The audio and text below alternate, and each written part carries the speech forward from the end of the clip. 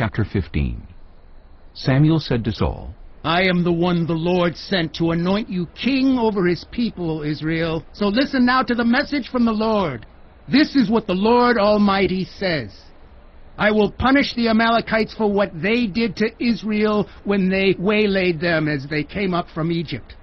Now go, attack the Amalekites, and totally destroy all that belongs to them. Do not spare them. Put to death men and women, children and infants, cattle and sheep, camels and donkeys. So Saul summoned the men and mustered them at Telaim, 200,000 foot soldiers and 10,000 from Judah. Saul went to the city of Amalek and set an ambush in the ravine. Then he said to the Kenites, Go away! Leave the Amalekites so that I do not destroy you along with them.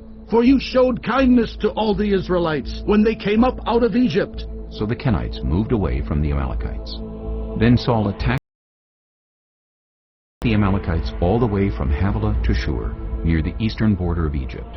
He took Agag, king of the Amalekites, alive, and all his people he totally destroyed with a sword. But Saul and the army spared Agag and the best of the sheep and cattle, the fat calves and lambs, everything that was good. These they were unwilling to destroy completely, but everything that was despised and weak they totally destroyed.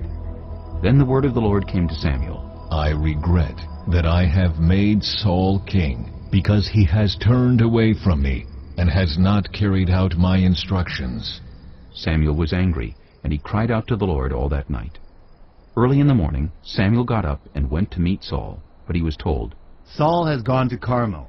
There he has set up a monument in his own honor and has turned and gone on down to Gilgal. When Samuel reached him, Saul said, The Lord bless you. I have carried out the Lord's instructions. But Samuel said, What then is this bleating of sheep in my ears? What is this lowing of cattle that I hear? Saul answered, The soldiers brought them from the Amalekites. They spared the best of the sheep and cattle to sacrifice to the Lord your God, but we totally destroyed the rest. Enough, Samuel said to Saul. Let me tell you what the Lord said to me last night. Tell me, Saul replied.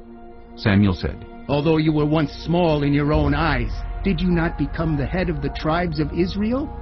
The Lord anointed you king over Israel, and he sent you on a mission, saying, Go and completely destroy those wicked people, the Amalekites. Wage war against them until you have wiped them out.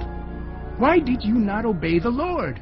Why did you pounce on the plunder and do evil in the eyes of the Lord? But I did obey the Lord, Saul said. I went on the mission the Lord assigned to me. I completely destroyed the Amalekites and brought back Agag, their king. The soldiers took sheep and cattle from the plunder, the best of what was devoted to God, in order to sacrifice them to the Lord your God at Gilgal. But Samuel replied, Does the Lord delight in burnt offerings and sacrifices as much as in obeying the Lord? To obey is better than sacrifice, and to heed is better than the fat of rams. For rebellion is like the sin of divination, and arrogance like the evil of idolatry. Because you have rejected the word of the Lord, he has rejected you as king. Then Saul said to Samuel, I have sinned. I violated the Lord's command and your instructions. I was afraid of the men, and so I gave in to them. Now I beg you, forgive my sin, and come back with me so that I may worship the Lord. But Samuel said to him, I will not go back with you. You have rejected the word of the Lord, and the Lord has rejected you as king over Israel. As Samuel turned to leave, Saul caught hold of the hem of his robe, and it tore.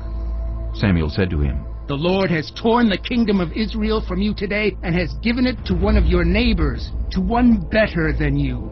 He who is the glory of Israel does not lie or change his mind, for he is not a human being that he should change his mind. Saul replied, I have sinned, but please honor me before the elders of my people and before Israel.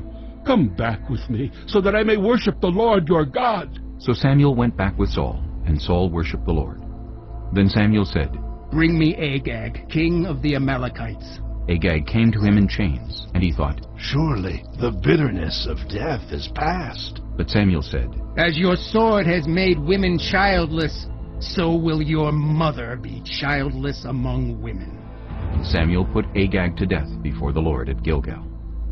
Then Samuel left for Ramah, but Saul went up to his home in Gibeah of Saul. Until the day Samuel died, he did not go to see Saul again, though Samuel mourned for him. And the Lord regretted that he had made Saul king over Israel.